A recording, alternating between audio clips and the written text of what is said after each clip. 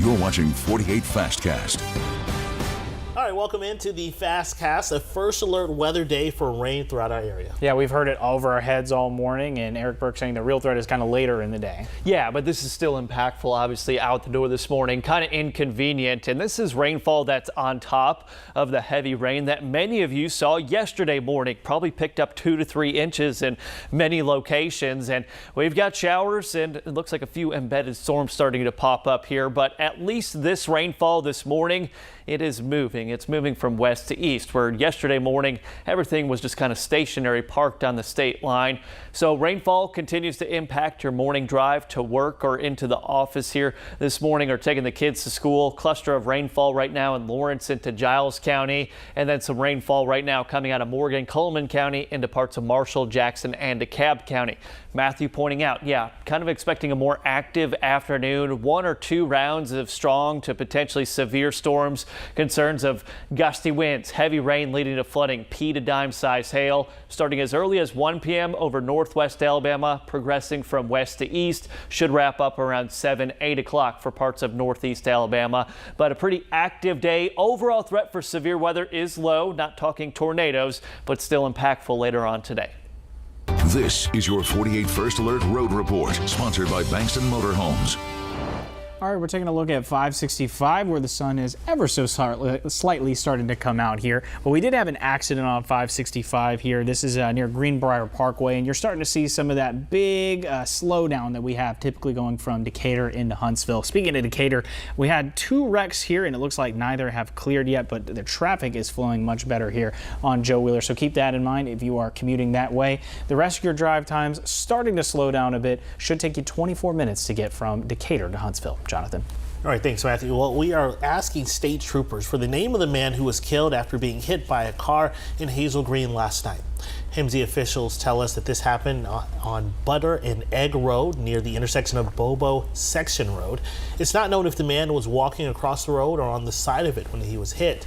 Troopers also wouldn't say if the driver of the vehicle that hit the man was hurt or if they are facing any charges. The Morgan County Sheriff's Office should update us later today on the name of a man who was killed in a car crash yesterday afternoon. That wreck happening along I-65 near South Bethel Road. The Sheriff's Office tells us that the accident involved an 18-wheeler that went off the road and caught on fire. We're told the driver of the semi-truck died. Deputies shut down the northbound lanes of I-65 shortly after the crash happened, but those lanes have since reopened. Madison County deputies need your help finding a woman they say is taking advantage of local businesses. Now, they say Josie McClellan, who you see on the screen, told a local business in Hazel Green that she was having problems with her card when she went to pay her $275 bill. This was after a 4-hour session at the salon. When they told her she could come back later, she never did. After the Madison County Sheriff's Office posted her picture on Facebook, other local businesses said she'd done the same thing to them. Deputies tell us she targeted businesses that she knew would cut her a break. It was deliberate. She knew what she was doing. The minute she made the appointment, she knew what she was doing. She knows that. She knows the system. She knows where to go, and she knows how to prey upon victims here in our community. Now, Brent Patterson with the Madison County Sheriff's Office says this is one situation she won't be able to con her way out of. The voters have spoken in Gunnersville. Incumbent Lee Dollar has defeated challenger Jeff McLaughlin in a runoff election. After last month's municipal elections, both candidates were tied, leading to yesterday's runoff election. Dollar earning just over 1,700 votes in that runoff, while McLaughlin got over 1,200. Mayor Dollar spoke to us last night after she won and shared that she's excited to get back to work. Dollar was first elected as mayor of Gunnersville back in 2012. Well, there'll be a new mayor in Boaz. Tim Walker defeating Jana Payer with around 61% of the vote. Walker earned just over 1,000 votes. Payer got around 650. He had a very strong faith for being such a little guy. And this is a Childhood Cancer Awareness Month. We are remembering a little boy leaving a lasting impact on our community. I'll look at Sam Harmon's life and legacy after this.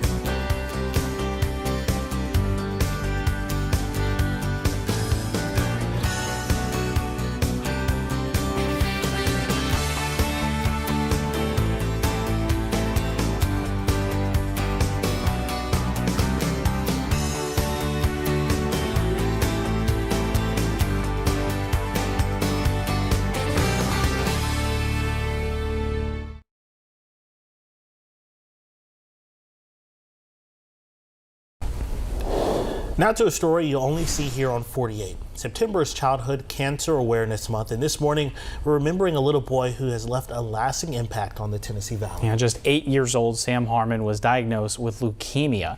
Not long after he was diagnosed, a family discussed setting up a foundation to help other families experiencing the effects of childhood cancer. Unfortunately, Sam passed soon after, but his job here on Earth was not done just yet. His family moved forward with his legacy, establishing the Isaiah 41:10 Foundation, naming it after Sam's battle verse, "Fear not, for I am with you." This year, they have a big goal of reaching the $1 million mark with their fundraising. When Sam was still alive, we had talked about how great it would be to have a foundation, and he would be the spokesperson for the foundation. That didn't turn out the way we planned, but we formed our foundation, named it Isaiah 41:10. We feel blessed to be able to just help in any way that we can. Now, their main way of fundraising is through the Carnival of Giving, which is actually happening tomorrow night. Organizers say they're accepting sponsorships until the very last minute. So if you're interested in sponsoring the event or you want to make a donation to help them hit their $1 million goal, you can visit Isaiah4110.org. Today is a 48 First Alert Weather Day, sponsored by Mr. Reuter Plumbing for all your emergency plumbing services. Well, good morning once again. It is a 48 First Alert Weather Day. Now, just to kind of stress this point, this isn't for a widespread severe weather threat this afternoon and evening. This is not the start of our second severe weather season, and we're not forecasting tornadoes today. We don't have enough shear in the atmosphere. Still an impactful day and kind of a pattern change. That's more the reason behind our messaging of just letting you know it's going to be inconvenient at times today. Heavy rainfall, gusty winds, occasional lightning through about 8:30 or so. We'll see a break in activity mid to late morning before we get into round 1 or 2 of scattered storms. These are the storms that could be strong to maybe severe, gusty winds, heavy rain, frequent lightning. Watching out for the flooding threat and potential for some brief damaging wind gusts. This rain, though, is impactful for your morning commute. Moving off to the east, at least the widespread part is, but we are seeing some additional isolated downpours popping up behind that for areas west of I-65. Here's that round of storms, or 2 rounds of storms, as we go through the afternoon and evening, producing the threat of gusty winds, heavy rain, frequent lightning. Watching out for that flooding threat. Things wrap up overnight, off and on showers for Thursday. Drier air comes in by Friday. Great stretch of days coming for the weekend and even into next week as temperatures are back around average or even a little below in the low to mid 80s. All right, definitely looking forward to that. But again, if you're heading out this morning or later this afternoon, please just take your time on the roads. Yeah, we're already looking at the map, and we'll have all the updates throughout the Today Show. But for now, thank you for watching our Fastcast. We'll see you throughout the morning.